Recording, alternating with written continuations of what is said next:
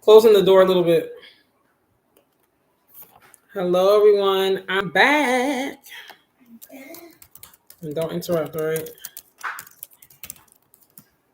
When you have kids, like the camera.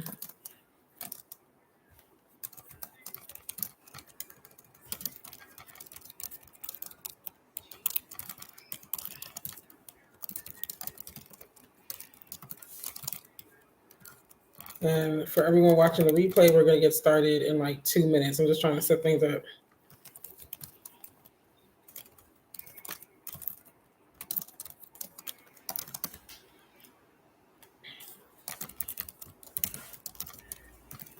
Christian, can you thing?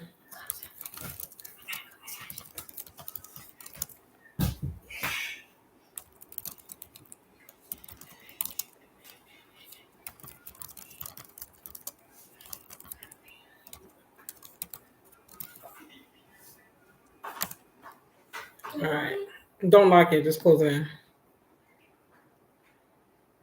I'm trying to figure out if I can pin. There we go. I could pin the message. All right. Let me go ahead and bring this up.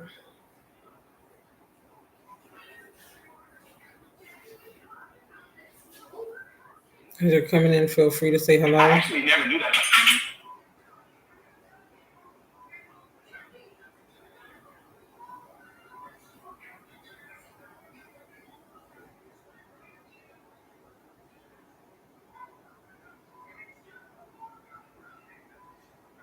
Let's see. I don't even remember what I titled this thing. It's craziness.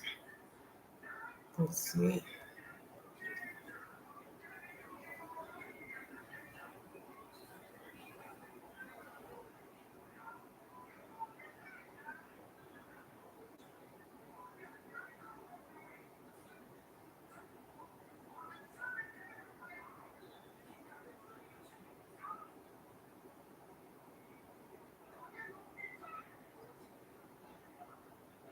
All right, got that.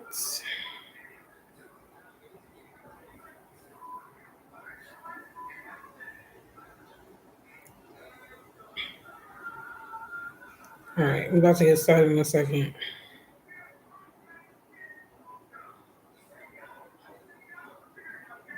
Oh, no, that's not what I wanted.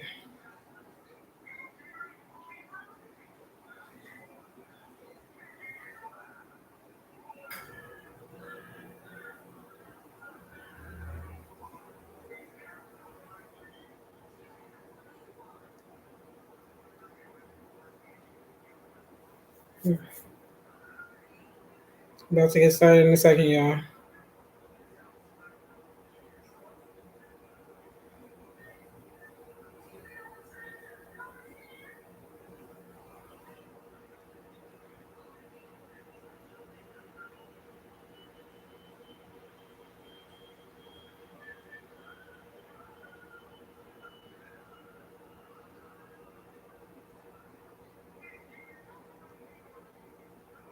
All right.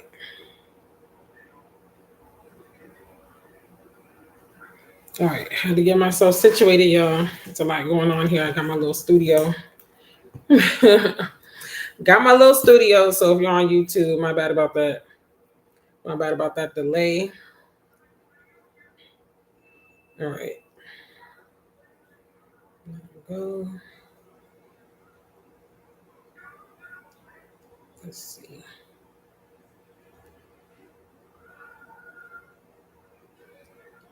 All right. And I'm just going to warm up the room on TikTok. Hello, hello. I'm back, y'all. I'm back. Hello, YouTube. So I know the lighting on YouTube is not the best. I'm going to get my little ring light back because, yeah, we're doing the best that we can right now. But y'all are the real OGs. So thank you for sticking it out with me. And actually, I wonder. Okay, yeah. That's not doing what I wanted to do. And if you're watching, feel free to say hello. You ain't got to just watch from, a stealthy point of view. I was trying to see if I could share it out to my community on YouTube like I could on TikTok, but it's all good. It is all good. So tonight, how first of all, how's everyone's Monday going? I hope you had a great day, and I hope things are looking up for you and going well. Hello, Elena. I am on TikTok and I am on YouTube. So you're gonna see me looking between two screens because one thing about it, two things for sure, we're gonna be efficient. Okay, you got to utilize that time as best as you can. But anyways, I hope y'all have had a great Monday and all the things. Let's see. Don't mind my son in the background if you hear him. He's living his best life right now. Don't mind him. Okay, I'm just trying to make sure I set up everything correctly. And we're going to go ahead and get started. Let me share this out. Back to story. I'll go ahead and share that bad boy out.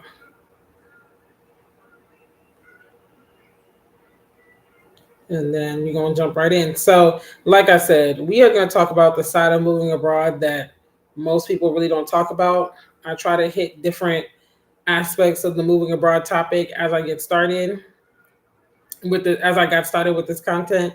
And I try to just keep it fresh in that way because there is a lot of content about moving abroad. I mean, just this year alone, I think the stats for the US was like almost 18% of people left or something. Like it went up to 18% of people moving abroad or whatever. And you already know America's a big country. So that's a big number. That's a lot of people leaving. So people are leaving for different reasons. Some people have been left. You know, this isn't a new thing. People have been leaving the country and being expats and all this other stuff for years. But for some people, it is a new thing. And people leave for different reasons. Some people leave for career opportunities. Some people leave for business opportunities. Some people leave because they don't feel aligned with what's going on in America anymore. And like I said, that's been the case. It's not like everyone just left in January just because. Some people left because they wanted to live a simpler life or whatever the case may be. So I know for me, it was cost driven. That's why I decided to go ahead and leave because when I calculated the cost, I was like, it doesn't make sense to me to stay and be paying all this money just to barely be making it. It doesn't make sense for me to do that. Because in my goal, hello everyone coming in. I'm on YouTube over here. I'm on TikTok over there. So you're gonna see me looking between both screens. And feel free to say hello when you come in. But when I was looking to leave, I didn't think I was going to really leave the US until about 2027. I always knew I was going to leave. Like, this has been a conversation that has been going on in my family since at least 2008, 2009, if not earlier than that. So it was never a foreign concept for me to leave America. I was born there, raised there, but my parents are from Guyana, where I live now. And so it was always like, yeah, like I'm going to try living in Guyana. Like, that's going to be a thing. But I had my own agenda in my mind. And I was like, oh, yeah, I'm going to leave 2027. I'm going to get this done, get that done, and then I'm going to leave. God had other plans. He was like, oh, you thought. You thought you was going to leave in 2027. Oh, no, ma'am. You're going to leave in 2025. It just made sense. Now, could I have stayed in Atlanta? Absolutely. Thank you for the follow. Could I have stayed in Atlanta? Absolutely. I could have stayed in the Atlanta area. But when I thought about the quality of my life, even up until that point, I was like, I don't really see this for me. To be honest, like the hustle and bustle and all this kind of stuff, I don't really see that for me anymore. It was tiring, y'all. And mind you, I have been working for myself. Hello, everyone coming in on YouTube and on TikTok. It was tiring because I had been working for myself, or I have been working for myself for over 10 years now. June 1st of this year made 10 years.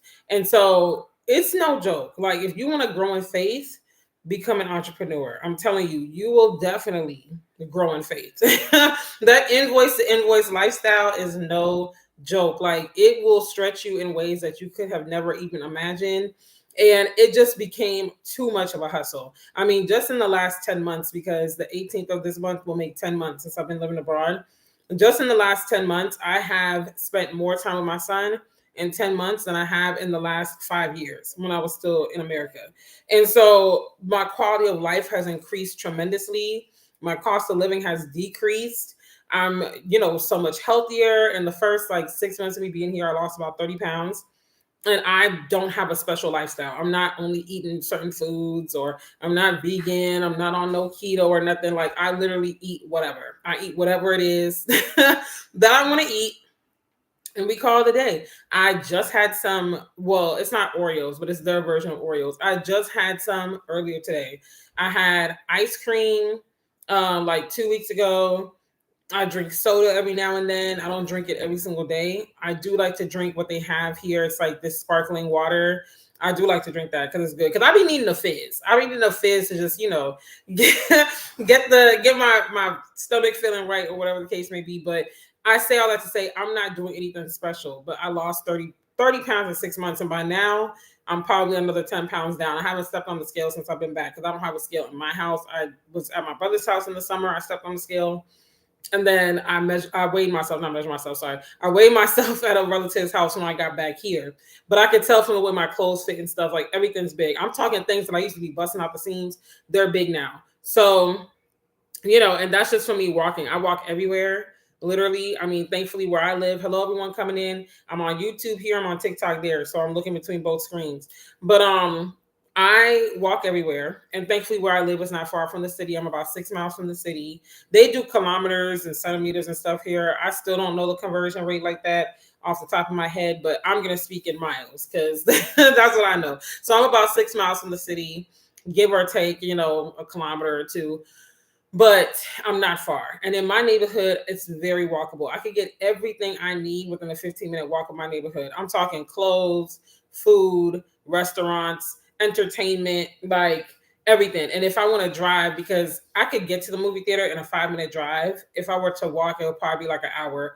I haven't done it. I mean, my brother, when he came in August, they ended up walking a very long distance because they took the wrong bus to get back to my mom's house. So they had to walk from almost like the village right before mine. We call them villages here in Guyana. We don't call them cities, they're villages, but it's the same difference. But he had to walk from the village right before mine all the way down to my mom's village. So I know that was a couple of hours, and I know that they were tired, right? Because my mom's a 15-minute drive from me. So just imagine walking that.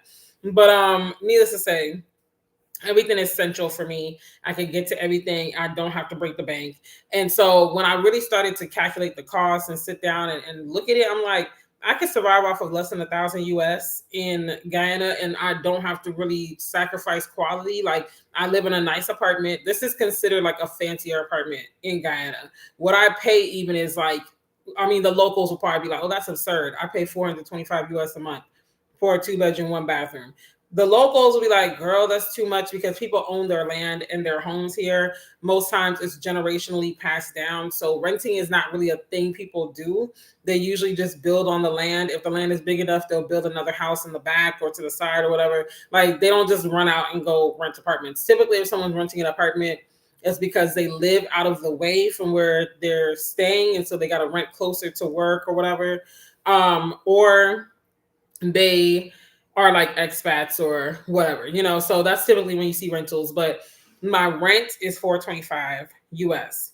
And had I stayed in Atlanta for this same size apartment, I would have paid 1,400. My utilities are very affordable. Like my water every month, and I don't conserve water. I run that bad boy. I'm running the faucet when I wash dishes. I'm running the faucet when I'm showering. Like, I don't shut the water off. I know it's terrible. Don't judge me, but I'm just telling you this for perspective. And I run the water freely. My water bill, if I pay every month, because they don't necessarily give you the bill on the same date every month. They're always running behind, but nevertheless, it works out to like $30 to $40 per month. And this is what me doing the most. Like I said, you probably wouldn't even spend that much if you conserve water. My power bill, if I pay them monthly and I don't let it like lag, like how they be lagging, then it'll work out to about $40 a month ish, somewhere around there, maybe 50 if I'm really running the air. But it's not bad. And I run the air all day, at least in one of the rooms, because the bedrooms have AC and the living room has AC. So in one of the rooms, I'm running the air all day because it's too hot to not do that. And I like to keep the place cool. And so, for me, it was cost driven. But for other people, they might move abroad because it's like, I want a simpler life. I think a lot of people, cost is a big factor. Like, let's be so for real. If you could save money and still keep a quality of life, like, why wouldn't you? I think that's a no-brainer. But I think also some people have other reasons. Like, some people are like, I want to be able to live a more organic lifestyle. It's simpler and easier and cheaper to eat healthy overseas. Like, I'm eating farm to table food every single day. Like, the fruits and vegetables that I eat are grown locally. Honestly, they come out of my cousin's yard. I went to my cousin's event space opening last time. Well, it wasn't the opening; it was the blessing of the venue.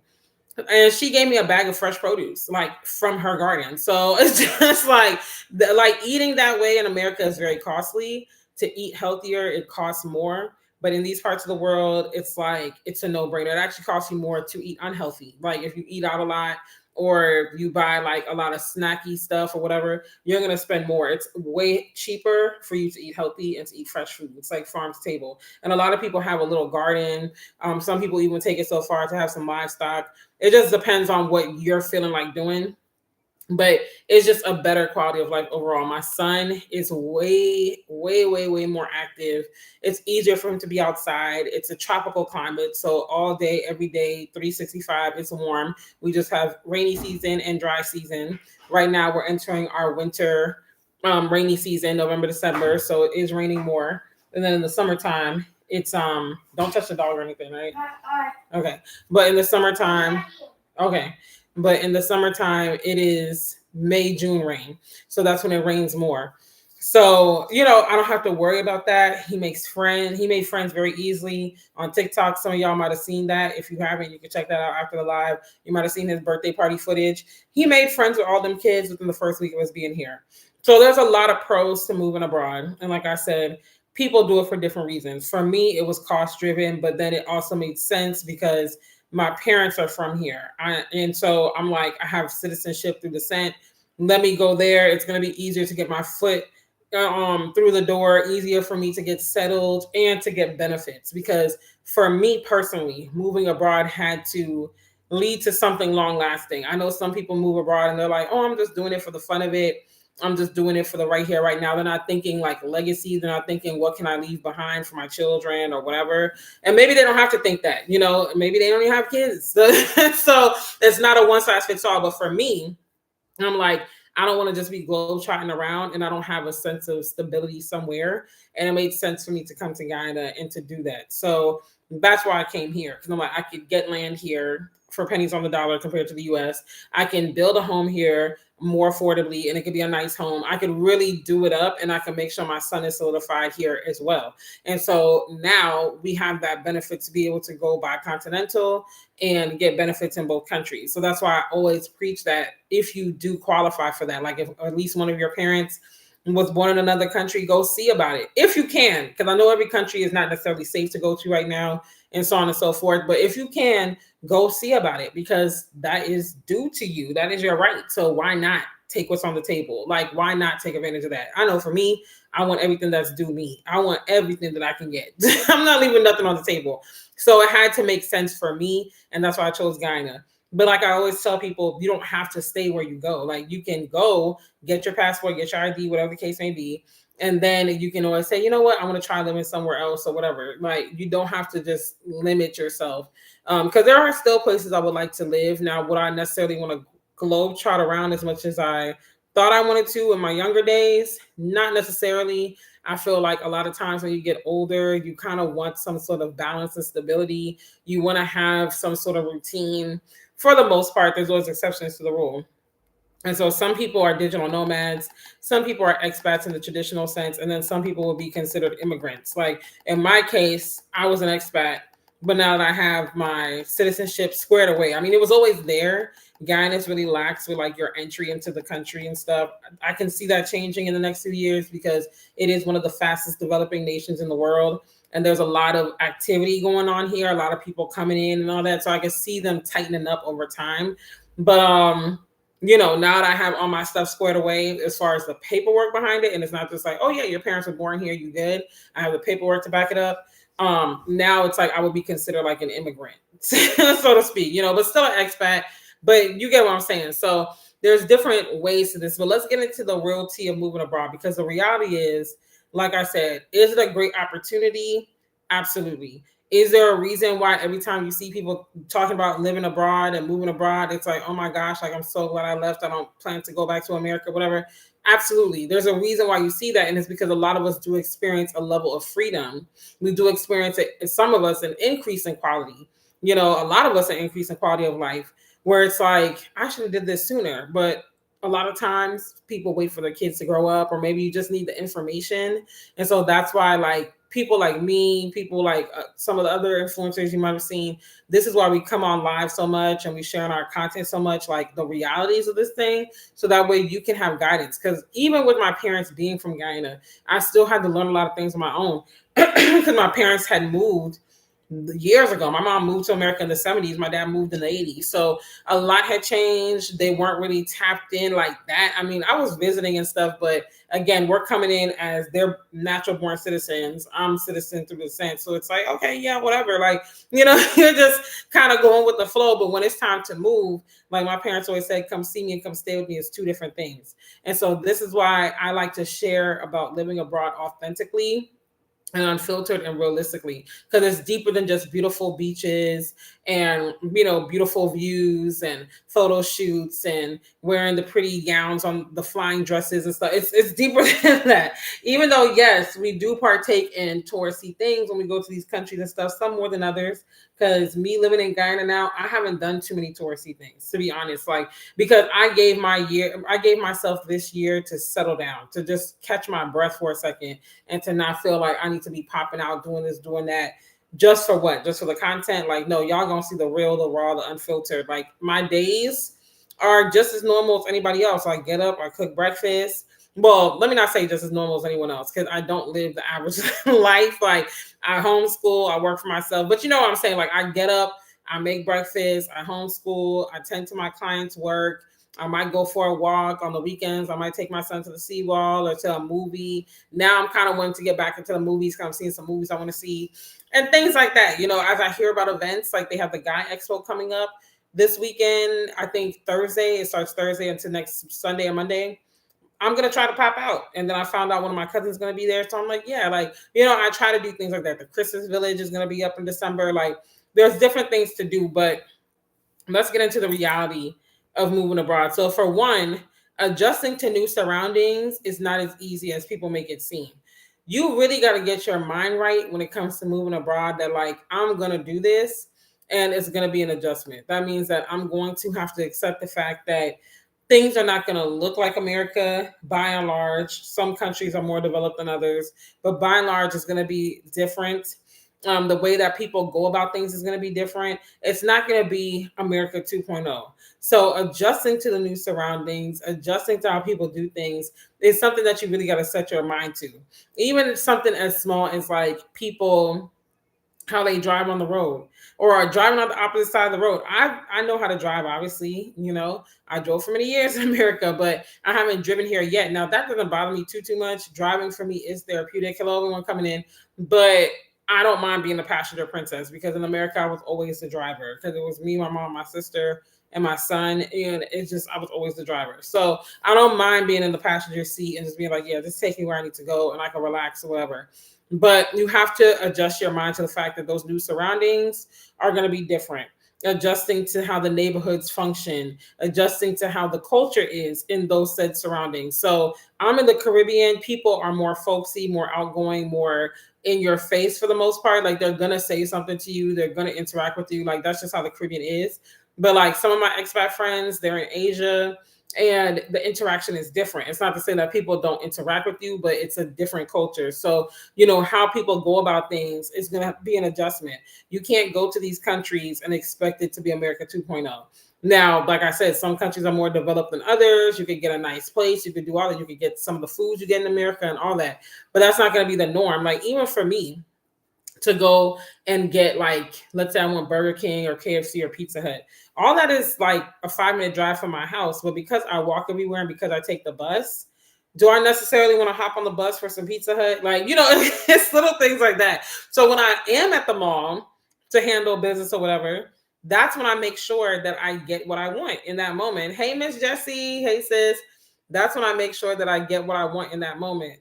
Thanks for the heart, me. But I'm not going to go out of my way to be like, you know what? I really want some Pizza Hut. Let me go. Now, I did do that for my son's birthday, but that's because we had a party. And so I just adjust to the surroundings and the food that's around me. Like the fact that they sell some really bomb Chinese food up the street from my house. I almost went today to get some, honestly, because I still could taste the food from last Thursday when I met up with a friend. And I'm like, man, like, I probably should go get some today, but I'm a cook though. I'm a cook. I'm not gonna do it. But yeah, y'all. It's like thanks for the Go Populars. And it's those little things like, okay, like if I want some takeout, it's gonna be local food. Guyana in particular, I can't speak to other countries, but I'm gonna say that Caribbean countries are probably very similar in this way. Guyanese people like cooking Guyanese food. So if you're gonna eat out, you're gonna get Guyanese Chinese, which is amazing. I feel like we make some really, really good Chinese food. You're gonna get Creole food. Like those are gonna be the things that you get more frequently and more easily than say like a KFC or a Pizza Hut or whatever, whatever. So you gotta kind of adjust your mind from the jump that like I'm gonna be somewhere new. While this is an exciting adventure, while I am very excited to try something new, live somewhere else, get a different scenery, I'm going to have to adjust my mind to the fact that I'm in new surroundings. And you're going to have to adjust your mind to the fact that those new surroundings also come with their pros and cons. Thanks for the gifts, sis.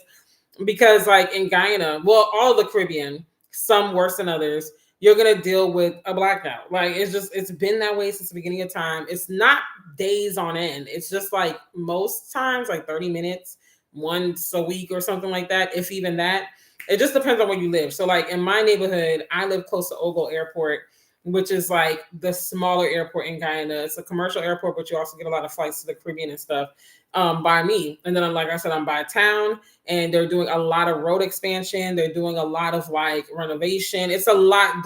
When I say Guyana is a developing nation, I mean that it's a very quickly developing nation. It's one of the fastest developing nations in the world right now. And it's slated to be up there as far as like the wealth and everything as like a Dubai and whatnot. So, it's a lot going on. It's a lot of road work. It's a lot of expansion. It's a lot of building. It's a lot of this, a lot of that. So when they have to do certain things on the road, they have to turn off the power so that they could like flip the I don't know what it's called, child, but I know they got to do something with the electricity. So they got to turn it off. No problem, sis. Thanks for tuning in. But they are really good with letting you know now, give or take. I mean, there are some days like last week, a guy was moving one of the like police RV looking things and he hit one of the poles. So it turned off all the power on the East Coast and it was sudden because typically what I do, I make it a habit to wake up in the morning and see if there's any notices that say like when the power is going to go out. So I could plan accordingly. So if it says, oh, the power is going to be out for an extended amount of time, like a 9 a.m. to 3 p.m. type deal or something, it will tell me like 2-3 days in advance, the GPL website or Facebook page. So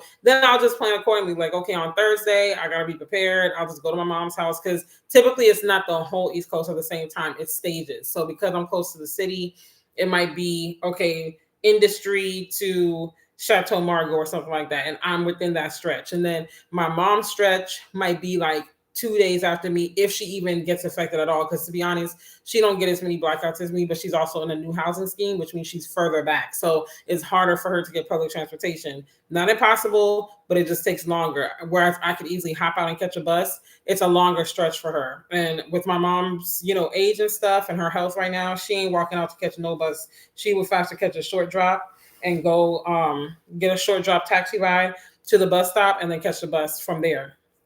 So you have to adjust your mindset to that. They're like, you're not going to get the same aesthetic, the same exact lifestyle, scene for scene, moment for moment, like you get in America. But you have to weigh the pros and cons for you. Like, is this really worth it? Is it really something that I want to do? And for me, especially because I wasn't immune to this, it wasn't something that I'd never seen before. It was just like, okay, whatever. Like, you deal with it accordingly. Again, like if I know, and they're way better with it now, because back in the day you didn't know nothing, right? I mean, how would you? We didn't have the internet at one point in time, and even when we had the internet, it was still very new here, so it wasn't something where they were using the internet to the capacity that they use it now when it comes to giving notices and stuff. It was just kind of like, yeah, like the power's out, you could be in the middle of cooking and boop, the power went out. But nowadays you get better notice, you can plan accordingly. So you got to adjust to new surroundings and whatever those new surroundings come with, because no place on earth is going to be perfect. And this is why I always say too, you got to have a strong why. And what is your why like? Like, why are you moving abroad? Why are you wanting to do this? Because if your why is weak, then you're going to really tap out. You're gonna tap out pretty early because you're gonna be like, yeah, this isn't giving what I thought it would give. And then next thing you know, you're just going to be out the loop. So, you have to have a strong why. You have to understand what is the end goal and have a strategy. I thoroughly encourage you to have a strategy. So that's our first point. Adjusting to new surroundings is not always easy, but it's a must. And you have to really get down and dirty to it. And this is why I also say, if you can visit the country you're thinking about moving to, definitely do that. Because again, come see me and come stay with me are two different things. So you want to be real about that. You want to be real about where you're moving to. You want to see it for what it really is, because a lot of times too, people go to these places on vacation and they're like, oh my gosh, I love it here. I had the time of my life, this and that, the third. But it's like, if you were staying at an all-inclusive resort, or even if you weren't at an all-inclusive resort, maybe you just stayed somewhere nice and you just had a good time. Like, you're on vacation, you're in the mood, you're turned up, like it's kind of like an outer body experience, but your everyday experience is not going to be giving vacation. Your everyday experience is not going to be giving all-inclusive resort. So if you could go to these places again and get a realistic view, it's going to help you. It's like when I went to Dominican Republic, and mind you, I haven't been since 2012, so I know a lot of stuff has changed. Trust me, I know a lot has changed. But I'm just giving it as an example. When I went to Punta Cana, it was very touristy, like the resorts, the this, the that, the all-inclusives, whatnot. But then I went to Santo Domingo and it was touristy to a degree, but I was definitely more in the local territory. Like I was interacting with the locals more. It was like everyday life more so. We even took a bus from Santo Domingo to Punta Cana and we came across lots of locals. I mean, so it gives you a taste of what the place is really like. The one thing I do like about Guyana is that it's not very touristy. So I feel like, I mean, not yet. It's getting there, but not to that extent. Where like people don't think of Guyana when they think, oh, I want to go to a touristy spot. It's just now really getting its little 15 minutes of fame, and it's gonna get better over time. But so if you come to a country like Guyana, you gonna see the real. Like you gonna see the real, the good, the bad, the ugly, everything in between. But I like that because now you're not coming with a romanticized view of what moving abroad is. Because a lot of people, like I said, they go to these countries and I'm like, oh my gosh, I love it here. This is the ball.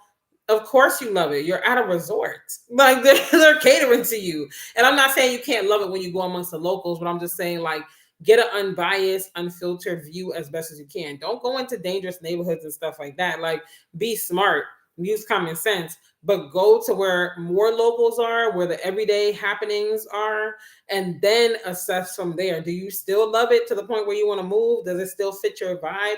Because you're not going to be in vacation mode every single day. And that's one of the biggest mistakes that people make. They move to these places, they see what worked for Tom, Dick, and Harry online, and they're like, you know what? I'm gonna move there too.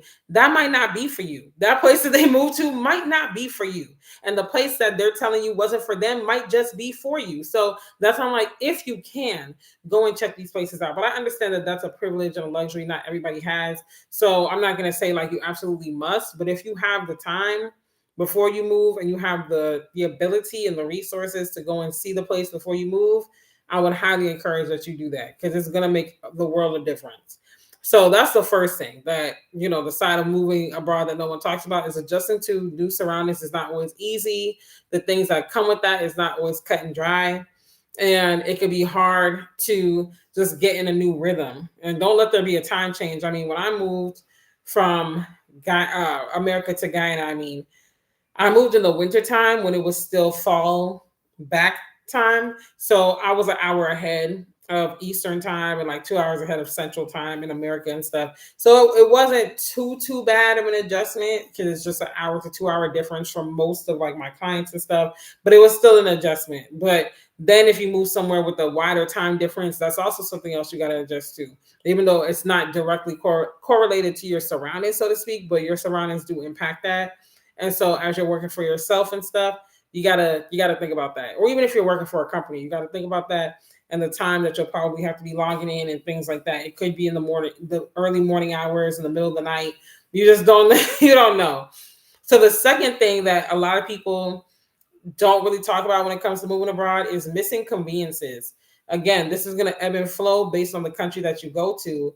Some countries are more advanced. Some countries have their own version of Uber Eats and it's widespread, or their own version of Lyft and Uber where you could get a taxi ride and it's normal. Like that's what people use. Some countries you can get even more conveniences in the US. Like it just depends on where you're going. But again, I'm in the Caribbean. So in the Caribbean, by and large, it's still a very simple way of life. I mean, people say other parts of the world are simpler, and they are, but the Caribbean is truly a simple, laid back place. Even the more developed countries, because Guyana is developing quickly, but it's still not as developed as like a Trinidad or a Jamaica, and things like that.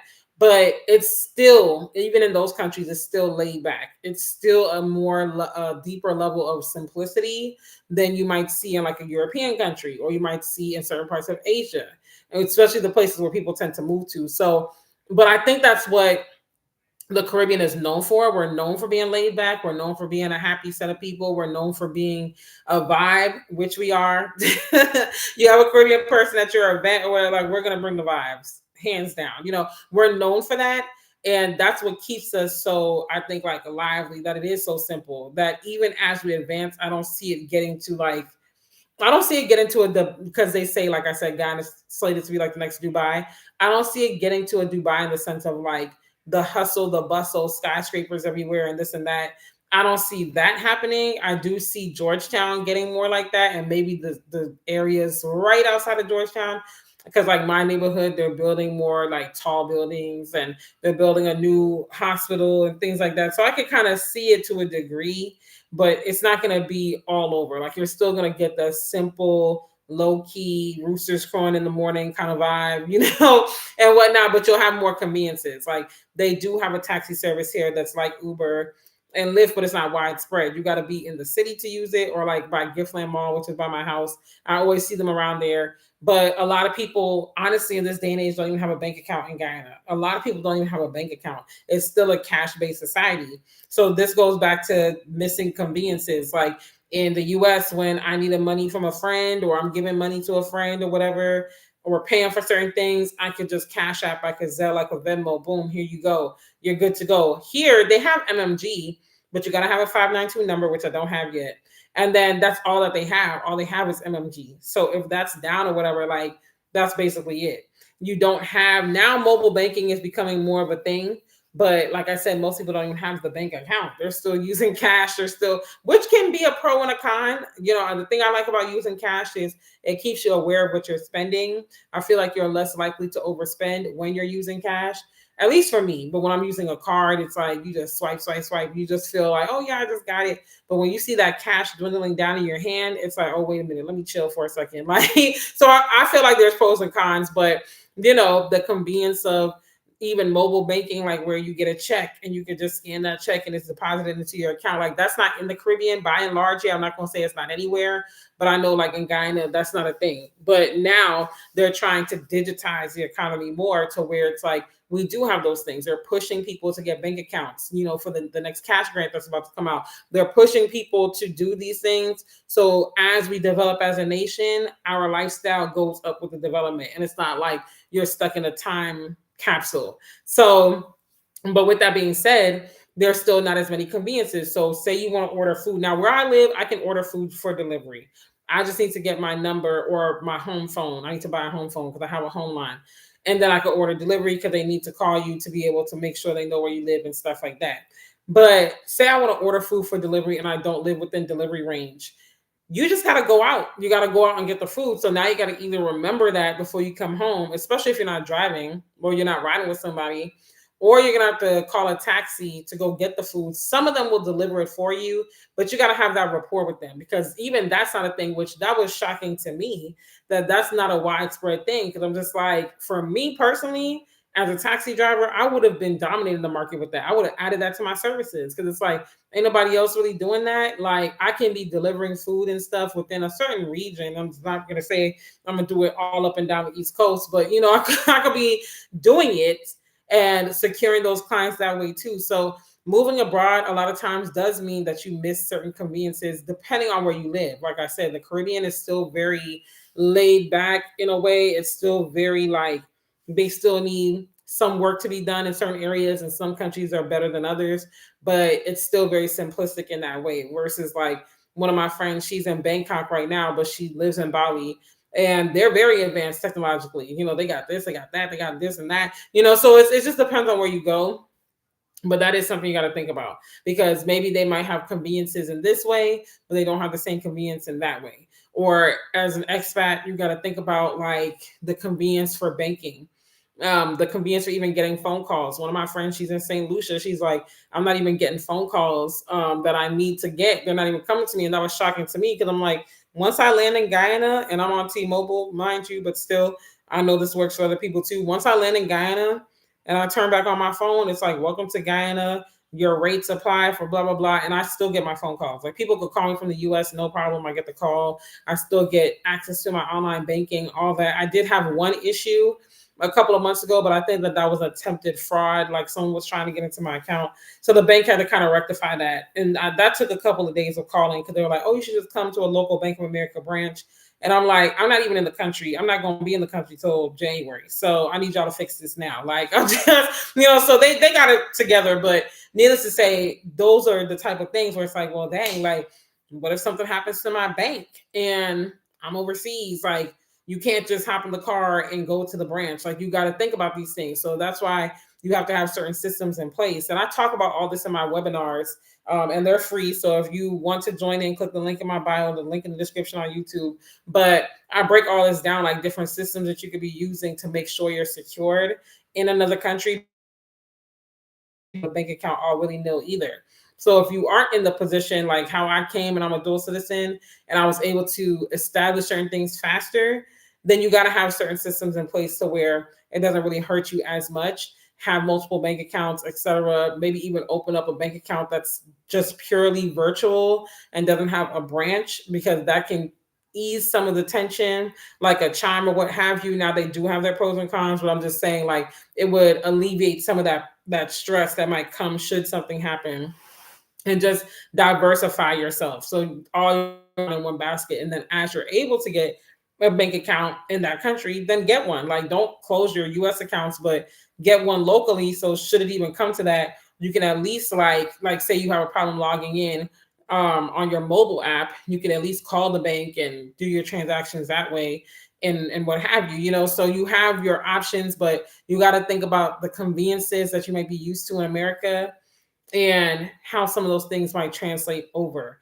because they may be available, but maybe not widespread. Like I said, Guyana has their version of Lyft and Uber. They have their version of Uber Eats that's called GT Eats, but it's not widespread. Like, once I get my 592 number, I will definitely be using it, because I live within range. But like my mom and sister, they can't take advantage of that at all yet.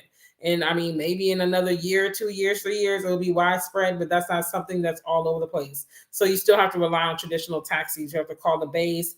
You got to wait for them to come to you.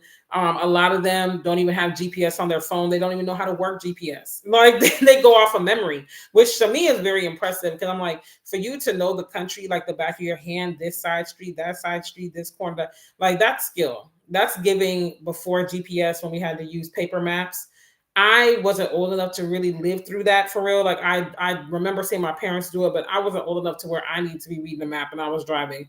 But I just remember how confusing it was when we would go on road trips and my parents were trying to trace the route on the on the paper map, because my dad was notorious for getting lost. Like, he would get lost every single time. He swore he knew, but he would get lost. So it's giving that. It's like the memory is photographic. I'll give him that. But again, these are lack of conveniences. So as you're in this country, or whatever country you go to, you got to think about that. And then if you don't have a local number, they can't reach you. You got to call them. So if they come to find you and you don't give vivid, or come to pick you up, and you don't give vivid directions, they might not ever show up. And if they show up and they don't see you, they can't call you to say I'm here. So then they're going to leave. Like, it's all these type of things you got to think about. All these type of things. So the first point was adjusting to new surroundings and how that can come across. The second point was missing conveniences of like, you know what, I don't feel like cooking tonight, I'm gonna order some Uber Eats. I can't do that, because honestly, I personally do not feel like cooking tonight. Like, honestly, I don't. But after this live, I gotta cook, because it's like I either have to walk out and get the food. I don't feel like walking out again. It's been raining all day. Or I gotta cook something. So I'm just gonna cook. It's gonna be in the fridge. We'll be good to go. But those are the type of things you got to think about. And then the last thing I'll say before I end this is finding joy or learning to find joy in simplicity. So, like I said, Guyana is more simple, even though it's a developing nation. They are growing every day, things are changing rapidly. There's a lot of things happening. It's still a very simple lifestyle. So finding that joy in that simplicity, where it's like you're not always overstimulated, you're not always distracted, unless you choose to be. But you really do have a lot of downtime here. Like even in the grander scheme of things, when I think about it, like I'm still building my business or trying to expand it because I'm a VA, but I'm trying to take it to that next level. I'm homeschooling my son. I'm doing stuff for my mom's nonprofit. I'm still showing up to different events for family, especially this time of year, Christmas season. Everybody got a function they're inviting you to. I'm doing stuff for my church. Like I have a pretty packed schedule, but even then, I still have a lot of downtime. I still live a very simple life. Like I said, like I'm not out here doing the most. I'm not out here doing Instagram worthy activities all day, every day. Like I wash my clothes, I hang them on the line outside. Y'all have seen that on TikTok. You ever seen? Well, no, I think y'all seen it on YouTube as well. I'm out here cooking regular meals. Like, I'm not eating out all the time. I'm not doing the most. I'm literally living a very simple lifestyle. So that is something that can be hard when you're coming from a society where it's always like overstimulated. You're always with the new shiny object syndrome, the new coolest activity. There's always some place to go, something to do. And that is the case here too. I just prefer not to be outside that much because these things rack up and I'm here on a mission. Like I said, I know like the next 3 years what I want my life to look like. And so I have to stay focused on the assignment. So I try not to get distracted by being here, there, and everywhere. Like they were saying, Guyana, being like pot salt and just being everywhere, doing the most with everybody. Like I try not to do that because while I am living in another country and it is more affordable, it can also turn into something that I get distracted because the lifestyle is so simple, because it's so affordable. Then you just become stagnant. You don't even really push yourself to accomplish anything new. You don't push yourself to grow in any way. So you really got to keep your eyes on the prize. I would say that because you can move to these other countries and find yourself just so lackadaisical, so laissez-faire that it doesn't help you in the long run. And like I always tell y'all, the end goal is to push the needle forward. The end goal is to grow and to have something to show for it. We're not just moving all around the world to not achieve anything, to not accomplish anything. Like it's got to make sense so it can make some dollars, so it can change the game, not only for you, but for your bloodline as well. So, learning to live a simple life can be hard because a lot of the time in America, we're in a consumeristic society. So it's like you're buying stuff just to buy it, for instance. Like you just go to the mall and you're like, oh, I'm just going to buy some shoes just because, or I'm just going to do this just because. And I'm not saying people don't do that in these countries too, but it's not the thing to do. People make a lot less money. People have to show up in a way that makes sense for them and they have to budget accordingly. So you might see them do that when it comes to like food and drink and the occasional clothes and things like that. But it's not like a lifestyle. Like in America, we have a consumerism problem. Like we just consume, consume, consume, consume. Like people just be shopping just for the fun of it, just going out like I'm just gonna shop. I'm just gonna buy something and just spending just to spend, just to say that they did it. Like that's not the case in these countries. It is a lot more simple. It is a lot more to the point, even down to like my son's been going to a lot of birthday parties in this season. It's like it's really birthday party season right now. And even the birthday parties, like even the one I threw for him, I got 2 pizzas, I got some hot dogs, I got a cake, some candy to put in the goodie bags and some balloons. And them kids were happy. They were very happy. Like I didn't have to do the most in order to bring a smile to their face. Honestly, even if I just gave them cake and candy, they would have been happy with that. Like it's just a simple lifestyle. And people are just used to that. They're used to it. It takes a lot of that edge off, but that's something that as Americans we have to adjust to. The fact that it is a simpler lifestyle. It is not going to give you that ritz and glitz every single day per se. Again, depends on where you move, like the U.S. So-called American dream would give you. So these are just some things that you got to think about when it comes to moving abroad. And if you have been thinking about moving abroad and you're like, you know what, I want someone to really break it down, I highly encourage you to join my webinar. The next one is November 13th. which is Wednesday. And I go through everything in there. I mean, I share my content realistically, and those on TikTok, they really see everything. On YouTube, y'all see stuff too, but TikTok, be really seeing it. But in the webinar, I get even more authentic and even more real and raw because I know the people in the room are serious. So if you have been like, I just don't know what to expect. I don't know what to do. I don't know where to start, whatever. Go ahead and sign up for the free webinar. It's going to be a life changing event. You can see the reviews on the landing page and just click the link in my bio. On TikTok, click the link in my bio. And then on YouTube, look in the description box. But if you're just listening, it's tinyurl.com/practical expat webinar. tinyurl.com/practical expat webinar, and you can register for that. So I'm running them on a rotating basis. I don't know when the next one's going to be, but definitely sign up for the one on Wednesday. It starts at 7:30 p.m. Eastern, 6:30 p.m. Central, and we going to chock full of knowledge to really get yourself set up for your moving abroad journey. And I will say, even if you're like, oh, I'm not moving for another year, whatever, the time is now. I talk about income. I talk about all of that. That's the biggest question I get. How do I earn money? How do I make money when I move abroad? And like I told y'all, I've been working for myself for 10 plus years. So long before I even knew what date I was going to move abroad and stuff. I'm a single mom. And so, that's the biggie right there. Setting your income up to where you're secure is the biggie. Once you do that, the rest falls into place. But we cover all that in the webinar. So go to the link, tinyurl.com/practical expat webinar. Register for your free seat, and I'll see you in the room. So that's all I have. Stay tuned for the next live on YouTube. I am going to be coming back more regularly. I know I've been stealthy out and abandoned y'all, but your girl been in these trenches. Okay, as you can see, as I moved abroad, it was like, okay, we got a lot of work to do. So I had to scale back for a little bit, but I will be back full throttle in 2026 on YouTube. But you can see, like, you will see me, at least on these type of lives, you will see me more often. And then in 2026, we hitting the ground running. And on TikTok, you can see me on live pretty much every day, give or take. I may or may not pop up in between a day here or there, but for the most part, you will see me. So make sure that you are following me on TikTok. Make sure you're subscribed to my YouTube channel. And then if you like vlogs, check me out on my other YouTube channel, Daily Dell TV, DAILYDELLE TV. Check that out. I will get the vlogs up, y'all. I'm so backlogged on the vlogs. It's not even funny. Like, I got vlogs from summertime I still got to put up. So y'all going to be watching summertime vlogs in December and January, and I'm going to just catch up. I'm going to just be posting as much as I can, because vlogging, the hardest part is the editing. And I keep my editing very simple for that reason, but still, like, you got to chop out extra stuff and whatnot. So just thank y'all for your patience with me. My YouTubers, y'all my real day ones. I love y'all. I love y'all on TikTok. I will see y'all later. Make sure you click the link in the bio and secure your free seat for Wednesday. I'll talk to y'all. Bye.